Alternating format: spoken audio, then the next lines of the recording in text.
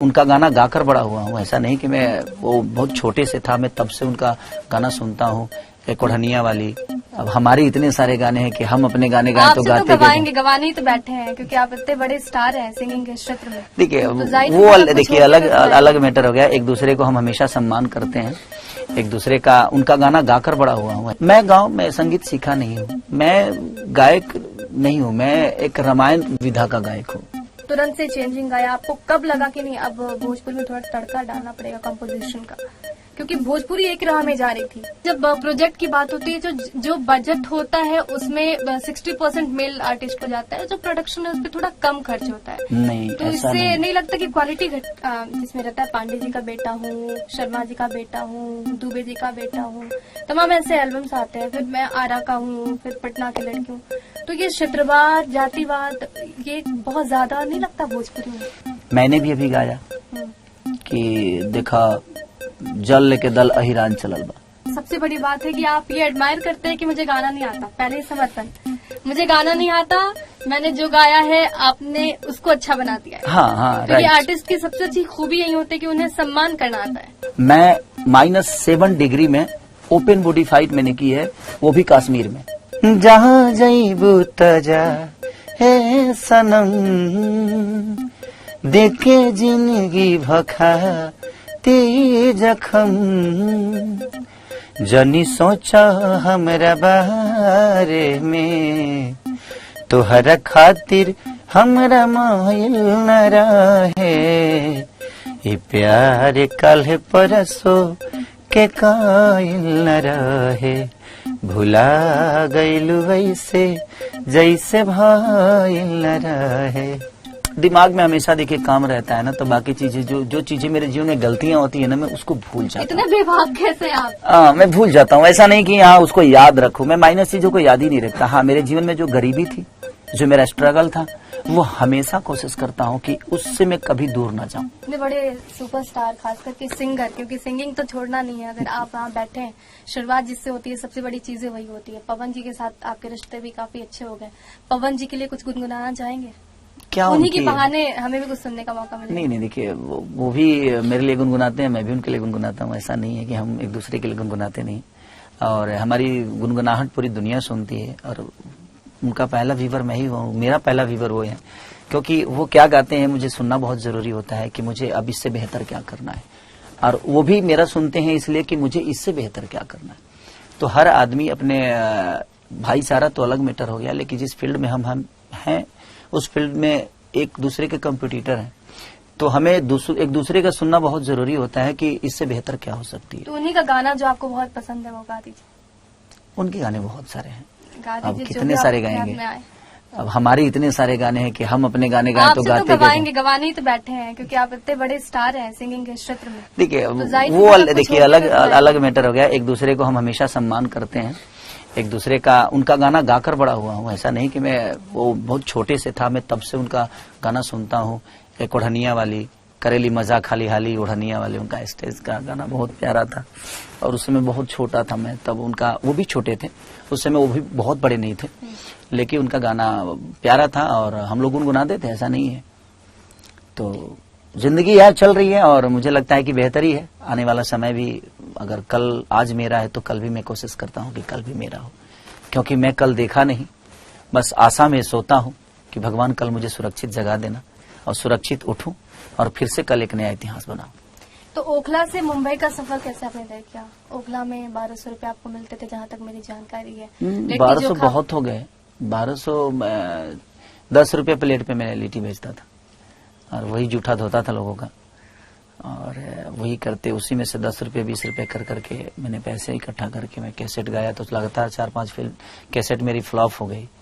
फिर लगातार कारवा चलता रहा। उसके बाद हमें महेश परदेसी हमारे बहुत अच्छे राइटर भी हैं, हमारे गुरु भी हैं, बड़े भाई भी हैं। मैंने सारे रिश्ते उनसे मेरे लगते हैं। हम और कृष्णा बेदर्दी हमारे गांव के हैं, जो कि हम लोग उनके साथ सफर तय किए और दोनों भाई एक दूसरे को बड़ा भी किए और एक दूसरे को सपोर्ट करके एक दूसरे को आज हर जगह पे पहुंचा के दिए, हम दोनों के सहयोग से। संगीत की विधा आपने कहाँ से सीखी? मैं गांव में संगीत सीखा नहीं हूँ, मैं गायक नहीं हूँ, मैं एक रामायण विधा का गायक हूँ।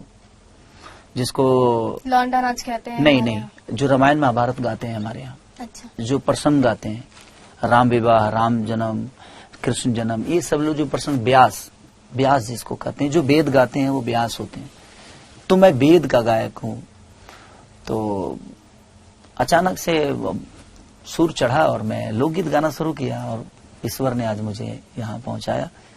तो लोगों का प्यार है। अब तो ऐसा है कि भोजपुरी इंडस्ट्री में ट्रेंड सेटर के तौर पे आपको देखा जाता है। जैसे आपने बताया कि आपने सबसे पहले आप ही गए थे फॉरेन कंट्री में इसको शूट करने, फिर बहुत सारे ऐसे गाने हैं जिसमें आपने कंपोजिशन ही चेंज कर दिया है। भोजपुरी को आपने बॉलीवुड के गानों की तरह टक्कर में लिया है। बादशाह के साथ आपने पानी पानी किया, तो वो वहां पे कैसे तुरंत से चेंजिंग आया? आपको कब लगा कि नहीं अब भोजपुरी में थोड़ा तड़का डालना पड़ेगा कंपोजिशन का, क्योंकि भोजपुरी एक राह में जा रही थी?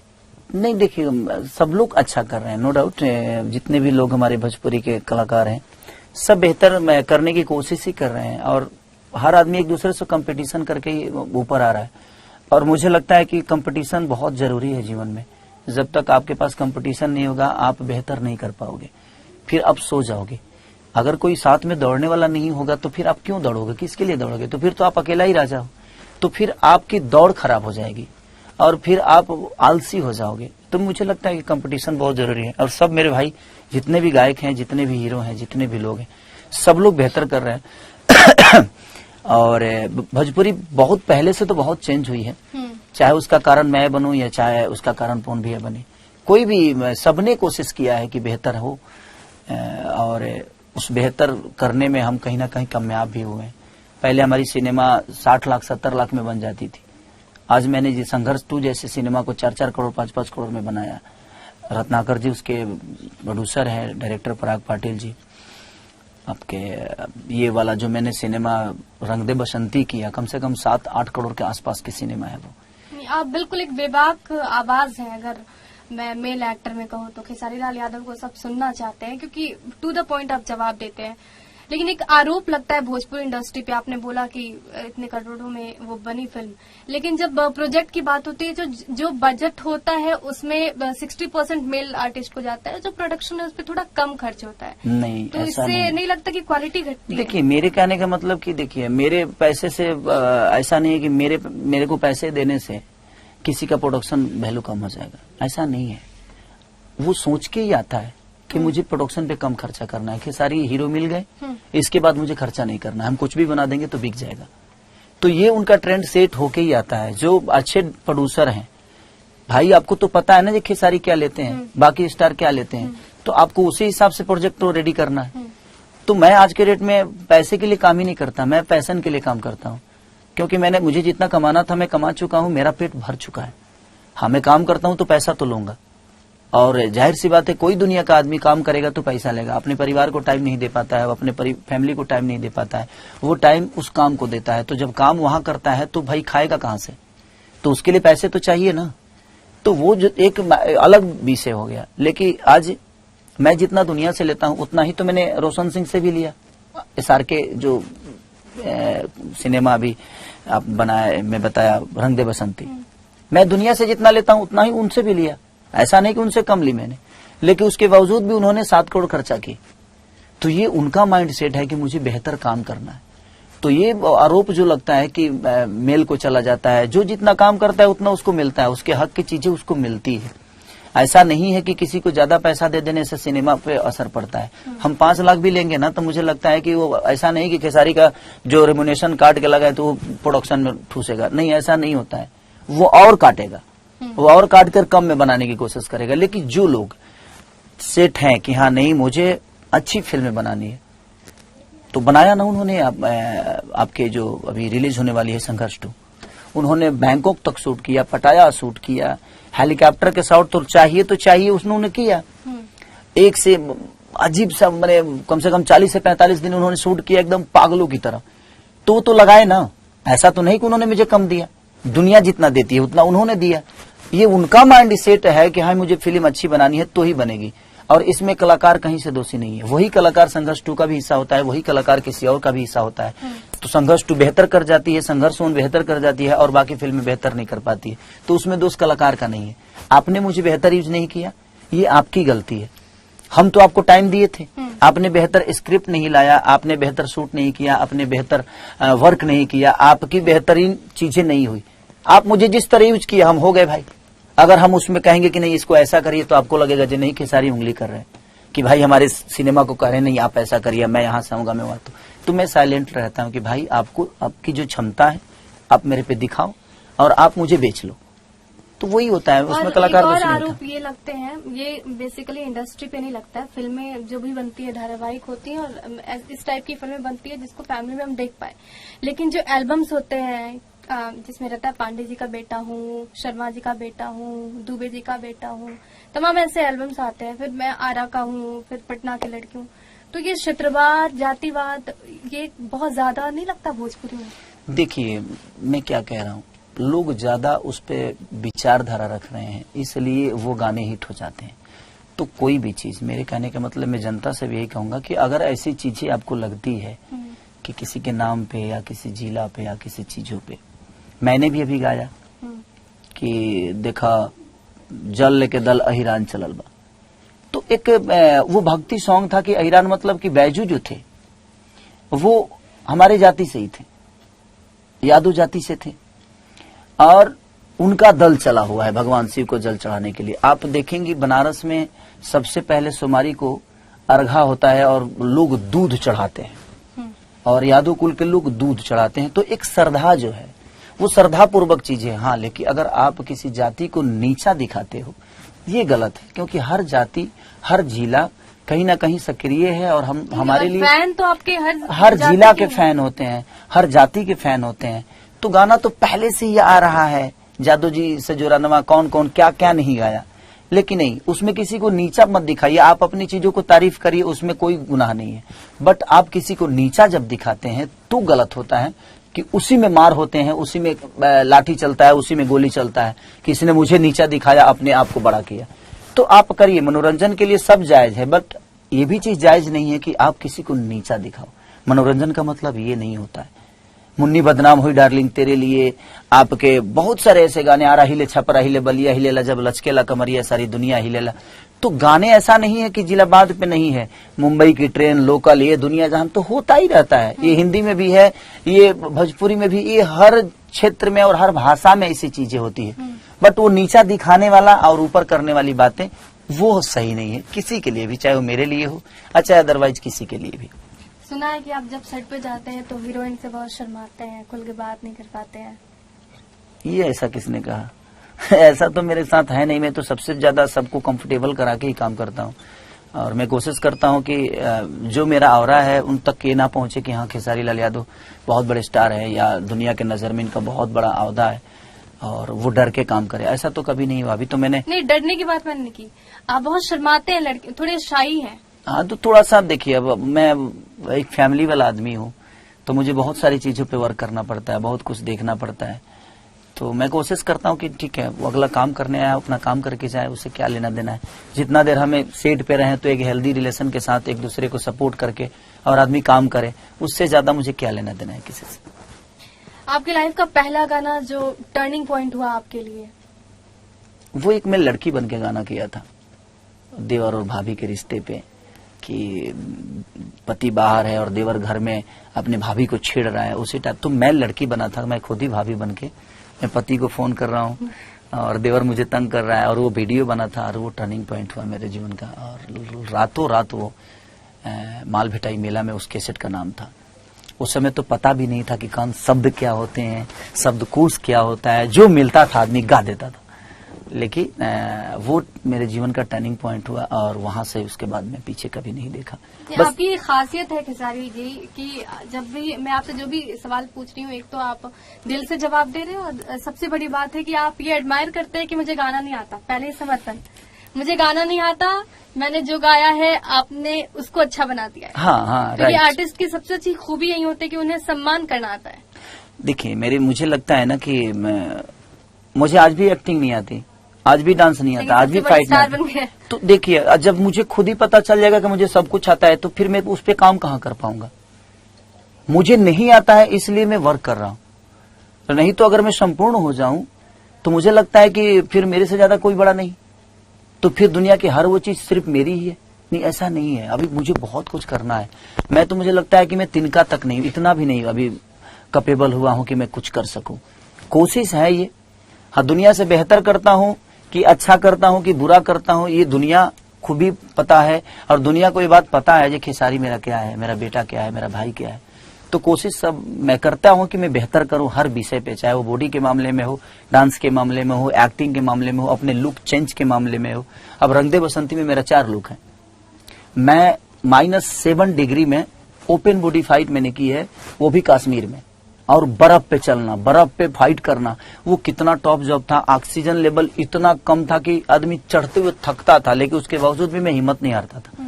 मुझे पता था कि ये आज हो जाएगा तो शायद ये इतिहास है, क्योंकि ये दूसरा कोई कर पाएगा नहीं कर पाएगा मुझे पता नहीं, हो सकता है कर ले, बट वो होने वाली चीज थी ही नहीं। एक गाड़ी का सीक्वेंस था जो कि मैं हवा में गाड़ी मेरी ट्रैवलिंग करती है, वो इतना खतरनाक स्टैंड था कि वो संभव ही नहीं था। बट कोशिश किया थी आदमी, सब तो कुछ हो आप गया। अपने स्टंट खुद ही करते हैं? हाँ, मैं सारी चीजें करता हूँ खुद से। कोशिश मेरी हमेशा कहती है कि नहीं, मैं सीखता हूँ, वो करके मैं अनुभव लेता हूँ ताकि दोबारा मेरे जीवन में कुछ इससे बेहतर ऊपर हो, इससे भी ऊपर कोई स्टैंड हो तो मैं करूँ। तो कोशिश करता हूँ करने की। कोई गाना ऐसा गुनगुना दीजिए, क्योंकि बहुत देर से मैं आपसे लगातार बातें कर रही हूँ, लेकिन इस बात को थोड़ा और अच्छा बनाते हैं। अब यहाँ पे आ गई हूँ, दिल्ली से मुंबई तक का सफर है, तो गाना तो सुन के ही जाऊंगी।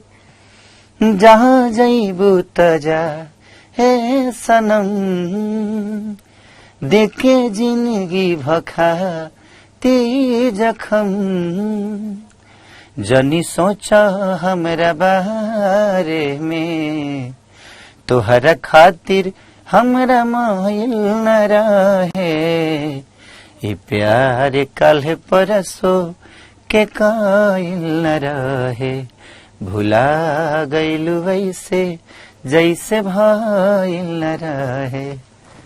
क्या बात है, बहुत ही मतलब सामने से पहली बार सुन रही हूँ आपको, बहुत ही अच्छा लग रहा है। और आप अभी अपनी जर्नी के बारे में बता रहे थे, सेट की बातें हो रही थी, तो कोई ऐसा मोमेंट जो आपको हमेशा याद रहेगा? सेट पे आप जाते हैं, कुछ ऐसा हुआ हो जो दम से दिलो और दिमाग में बस? देखिए, हमारे लिए हर दिन चीजें नई होती रहती है और कितना याद करेंगे। हर दिन मेरे जीवन का क्या चीज हुई हो या फिर कुछ ऐसा हुआ हो जो दिमाग में ही रहता हो हमेशा? दिमाग में हमेशा देखिए काम रहता है ना, तो बाकी चीजें जो चीजें मेरे जीवन में गलतियां होती है ना, मैं उसको भूल जाता हूँ। इतने बेवकूफ कैसे आप? मैं भूल जाता हूँ। ऐसा नहीं कि हाँ उसको याद रखूं, मैं माइनस चीजों को याद ही नहीं रखता। हाँ, मेरे जीवन में जो गरीबी थी, जो मेरा स्ट्रगल था, वो हमेशा कोशिश करता हूँ कि उससे मैं कभी दूर ना जाऊं, वो मुझे याद रहे। सिर्फ इसलिए क्योंकि मैं इस अवधा पे अगर पहुंचा हूं तो उसका बहुत, वो मेरा प्रोसीजर जो था, वो मेरी गरीबी नहीं बल्कि मेरा प्रोसीजर था आगे बढ़ने का। तो मैं सबको यही बोलना चाहता हूं कि अगर आप गरीब हो, अगर आपके पास पैसे नहीं है, तो आप मेहनत करो। आजीवन में हमेशा वो चीजें आपको मिलेगी जिस विधा में आप मेहनत कर रहे हो। ये मत सोचो कि नहीं हो रहा है, नहीं, कुछ कमियां आपके अंदर है इसीलिए वो चीजें नहीं हो रही है। तो आप कोशिश करिए। और वो उस प्रोसीजर की हर उस कड़ी पे मुझे हमेशा हर वो चीज याद है मुझे, और मैं हमेशा सोने से पहले उस चीज को रीबैक करता हूँ दिमाग में, फिर सोता हूँ, फिर सुबह उठता हूँ तो फिर मैं एक नया खेसारी बन के उठता हूँ। और पता ही नहीं चलता कि मैं वो स्टारडम वाला कोई खेसारी है जिसके पास सब कुछ है। आज लोग हैं, प्यार है, दुलार है, लोगों का स्नेह है, गाड़ी है, घोड़ा है, फैमिली है। और फैमिली, मैं एक छोटे से फैमिली से शुरू किया था और आज मुझे लगता है कि आज 60 से 70 करोड़ मेरी फैमिली है जो मुझे मोहब्बत करती है। जी, क्योंकि हम एक छोटे से गांव से जब निकलते हैं और ये लंबा संघर्ष हम उस दौर से गुजरते हैं, तो बहुत सारी बातें आप के बारे में लोग जानना चाहते हैं और बहुत लोगों को आप इंस्पायर भी करते हैं। लेकिन इसमें एक बीच में ये सवाल भी आता है कि आप तो बहुत बड़े बन गए, लेकिन आप जहाँ से निकले हैं, जहाँ के लोग बहुत आगे नहीं जा पाते हैं, वहाँ के लोगों के लिए आपने क्या किया? आप जिस गांव से आए हैं उस गांव में क्या कंट्रीब्यूशन है खेसारी लाल यादव का? एक बात बताएं, सचिन तेंदुलकर भी अपने बेटा के लिए कुछ नहीं कर पाए। यहाँ करना खुद को होता है। कोई बाप आपको शिक्षा दे सकता है, पढ़ा सकता है, लेकिन नौकरी ढूंढना आपका काम है, मंजिल पाना आपका काम है। भगवान राम को दशरथ जी ने क्या दिया था? दशरथ जी ने उनको कुछ नहीं दिया, यहां तक कि अयोध्या की गद्दी तक नहीं मिली उस इंसान को। तो शायद अयोध्या में राम होते तो वो कीर्तिमान आज रामायण नहीं लिखा होता। तो मैं क्या बोला कि बन गए तो बन गए, तो उन्होंने अपने जर्नी को ही लक्ष्य बना लिया और उस जर्नी में ही उन्होंने ऐसी बेहतर बेहतर काम की जिसमें एक रामायण का रचना हो गया और पूरे उस रामायण से जुड़े हुए हर वो कैरेक्टर एक सिनेमा की तरह दुनिया की नजर में छप गया। तो आप जर्नी तो करो। मेरे कह देने से अगर मेरे बस में होता तो मैं 7 भाई का भाई हूं, मैं सब भाइयों को बड़ा बना दिया होता। बट उनकी जो क्षमता है उस लेवल पे अपना काम कर रहे हैं, हमारी जो क्षमता है हम अपने लेवल पे काम कर रहे हैं। तो कोई भी इंसान अपना कद बड़ा खुद करता है, किसी के बड़ा करने से कोई बड़ा नहीं होता। फ्लाइट खरीदने की औकात हमारी नहीं है, चढ़ने की है। हम चढ़ सकते हैं, तो कोशिश तो करें कि हम फ्लाइट पे चढ़ जाएं। औकात खरीदने की तो नहीं, बट चढ़ने की औकात तो है ना, तो हम चढ़ तो सकते हैं ना। और आज नहीं तो आज चढ़े हैं, हो सकता है अगर हम मेहनत करेंगे उस लेवल पे तो फ्लाइट खरीद भी सकते हैं। तो अपना एयरपोर्ट तो सेट करो जहां लैंडिंग करना है आपको। तो एयरपोर्ट पहले हम सेट ही कर रहे हैं। आज हम खुद ही अभी स्ट्रगलर हैं। हर दिन मेरे जीवन में एक स्ट्रगल है। ऐसा थोड़ी है जो हम एकदम संपूर्ण हो गए हैं, अब हमें किसी चीज की जरूरत नहीं। हर दिन मुझे भी काम की जरूरत होती है। मैं भी चाहता हूं कि मेरे जीवन में कुछ काम आए। ऐसा नहीं है कि मेरे पास काम बहुत है, मेरे पास काम ही नहीं है। मैं हर दिन काम के तलाश में निकलता हूं अपने परिवार को छोड़ के और कुछ ना कुछ नया करने की कोशिश करता हूं। आपके सारे जितने भाई हैं, रवि किशन जी हो गया, मनोज तिवारी जी हो गया, निरहुआ जी हो गए, पॉलिटिक्स में उनकी एंट्री हुई और अच्छा काम कर रहे हैं। आपको नहीं लगता कि आपको भी पॉलिटिक्स में आना चाहिए? मेरी उम्र ही क्या है, 30-32 साल नहीं। हाँ, तो अमिताभ बच्चन अभी काम कर रहे हैं। हाँ, वही बोल रहा हूँ ना। तो मुझे बच्चन साहब की तरह चलाना है अपने जीवन को। देखिए मैं तो मतलब फ्यूचर में ये चांसेस हैं कि आप क्या होगा। देखिए मैं क्या बोला कि मैं कल कभी नहीं सोचा, मैं आज में जीता हूँ। आज मेरे पास जो है आज ही मेरे पास है, ये कल होगा कि नहीं मुझे खुद ही पता नहीं। इंटरेस्ट है अगर ऑफर आता है? इंटरेस्ट बिल्कुल, राजनीति से तो मुझे इंटरेस्ट बिल्कुल नहीं है, क्योंकि मैं अपने घर की पंचायती नहीं कर पाता। मेहरारू रूस जाती है तो 6-7 दिन बनाने में लगता है। तो बताइए जब घर की पंचायती नहीं हो पाता तो देश की पंचायती हम कहाँ से कर पाएंगे। हम लोग आर्टिस्ट लोग हैं, कलाकार आदमी हैं। हमारे दिमाग में संगीत रहता है, हमारे दिमाग में संगीत की बातें रहती है, हमारे दिमाग में डांस होता है, गाने होते हैं, कला होता है। तो कला से जुड़े हुए हर वो आदमी जो होता है ना, वो पॉलिटिकल हो ही नहीं सकता। और वो पॉलिटिकल अगर कर रहा है तो समझ लीजिए वो कलाकार अपने कला को कहीं ना कहीं मार के कर रहा है। तो मेरे जितने भी भाई हैं, मेरे हमेशा शुभकामना उनके लिए रहा है और मैं कोशिश भी करता हूं कि उनके लिए जहां जरूरत मेरी पड़े मैं उनके लिए खड़ा रहूं और उनका सेवा करूं।